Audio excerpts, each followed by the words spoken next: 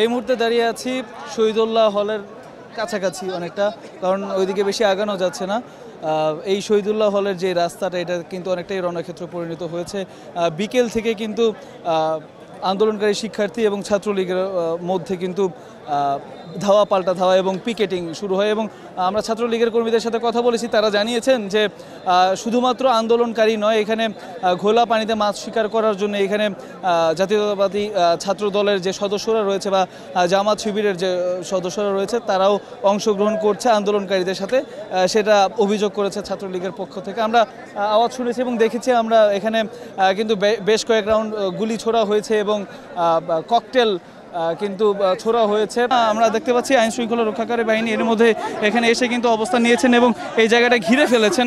এবং সামনের যে জায়গাটা, যেখানে মূল যে ঝামেলাটা যেখানে হচ্ছিল শহীদুল্লাহ হলের যে সামনে, সেইখানে কিন্তু অবস্থান নিয়ে নিয়েছে। এই এলাকাটা কিন্তু সম্পূর্ণরূপে তারা খালি করে দিচ্ছেন আস্তে আস্তে।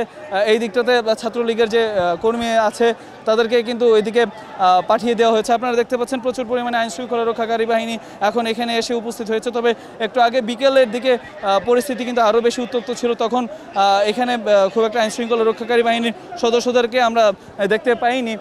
আমরা যদি একটু এই দিকটা আপনাদেরকে দেখাই, গেটের সামনের দিকে একটু যাওয়ার চেষ্টা করব। এইখানকার পরিস্থিতিটা কিছুক্ষণ আগ পর্যন্ত কিন্তু দেখতেই পাচ্ছেন, রাস্তার মধ্যে প্রচুর পরিমাণে ইট এখানে কিন্তু পড়ে আছে এবং আগুন জ্বালিয়েও কিন্তু এখানে প্রতিবাদ করা হয়েছে বা পাল্টা জবাব দেওয়া হয়েছে। প্রচুর পরিমাণে ইট পাটকেল কিন্তু এখানে রয়েছে। আমরা এখানে দেখতে পাচ্ছি একটা দল কোটা সংস্কার আন্দোলনকারী যারা আছে, তারা কিন্তু এখানে বিক্ষোভ করছেন। এখানে আমরা দেখছি তাদেরকেও কিন্তু ঘিরে রেখেছে পুলিশ। এখানে দেখতে পাচ্ছেন কোটা সংস্কার আন্দোলনকারীদের যারা অংশগ্রহণ করেছিলেন, যেই দুই পক্ষের মধ্যে সংঘর্ষ হচ্ছিল, সেই দুই পক্ষের এক পক্ষ কিন্তু এখানে এখন রয়েছে এবং তারা কিন্তু ক্ষুব্ধ প্রতিক্রিয়া জানাচ্ছেন এবং স্লোগানে প্রকম্পিত করে রেখেছেন। আইন শৃঙ্খলা রক্ষাকারী বাহিনী তাদেরকে সামাল দেওয়ার জন্য কিন্তু এই শহীদুল্লাহ হলের গেটে কিন্তু অবস্থান করছেন এবং আইন শৃঙ্খলা রক্ষাকারী বাহিনীর কাছ থেকে কিন্তু বারবার অনুরোধ করা হচ্ছে তাদেরকে স্থান ত্যাগ করার জন্য। তো অনেকটা বলা যায় যে উত্তেজনা যেটা, সেটা কিন্তু এখনও পর্যন্ত বিরাজ করছে। কিছুক্ষণ আগে যেটা ছিল একদম রণক্ষেত্রে পরিণত হয়ে গেছিলো এই এলাকাটা। আপনারা দেখতে পাচ্ছেন শিক্ষার্থীরা কিন্তু তাদের যে ক্ষুব্ধ প্রতিক্রিয়া সেটা জানানো হচ্ছে এবং অনেকে কিন্তু দাবি তুলছেন যে এতক্ষণ অবধি তাদের উপরে যে হামলাটা চালানো হয়েছে, সে হামলার সময় পুলিশটা কথা ছিল। আমরা একটু কথা বলার চেষ্টা করব দু একজন আন্দোলনকারীর সাথে। ভাই, ভেতরের অবস্থা কি? ভিতরে অবস্থা আমাদের পুরো 3 ঘন্টা আমাদের হামলা করছে। আমাদের অবস্থা দেখেন, আমাদের শার্ট প্যান্ট সব ছিঁড়ে ফেলতে, দেখেন কি অবস্থা আমাদের। এতক্ষণ আমাদের হামলা বহিরাগত ক্যাম্পাসের ছাত্রলীগ আছে, বহিরাগত মহানগর যত ছাত্রলীগ আছে সব নিয়ে আসছে, আমাদের উপর হামলা করছে। আমাদের অবস্থা দেখেন, আমাদের ভিতরে অনেক ভাই অসুস্থ হয়ে গেছে। ক্যাম্পাসে ঢোকাই কেন? আপনাদের কতজন আহত? ক্যাম্পাসে ঢোকাই কেন? ক্যাম্পাসে ঢোকাই কেন?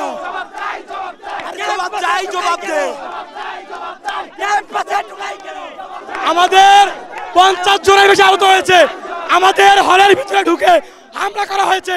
তো কাই যারা ঢাকা মহানগর ঢোকাই আমাকে হামলা করেছে। ক্যাম্পাসে ঢোকাই কেন? ক্যাম্পাসে ঢোকাই কেন?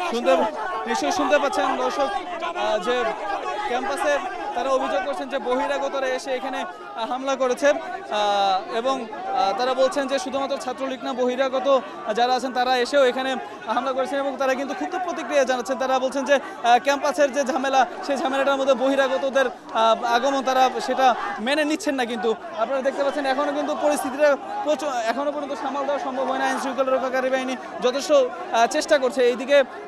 এইদিকে যদি আমি একটু দেখাই, এইদিকে অবস্থান নিয়েছে ছাত্রলীগের নেতাকর্মী যারা আছে, তাদেরকে ঘিরে রেখেছে আইন শৃঙ্খলা রক্ষাকারী বাহিনীর সদস্যরা। এইদিকেও আবার শহীদুল্লাহ হলের ভেতরে এতক্ষণ যে শিক্ষার্থীরা অবস্থান করছিলেন, তারা কিন্তু আবার শহীদুল্লাহ হলের গেটের সামনে এখন বিক্ষোভ করছে, তাদেরকে ঘিরে রেখেছে আইন শৃঙ্খলা রক্ষাকারী বাহিনী। তো পরিস্থিতি এমন একটা অবস্থা, এখনও পর্যন্ত কি হচ্ছে বা কি হবে সেটা কিন্তু বোঝা যাচ্ছে না। তবে আইন শৃঙ্খলা রক্ষাকারী বাহিনী তারা কিন্তু প্রাণপণ চেষ্টা করছে পরিস্থিতি সামাল দেওয়ার জন্য।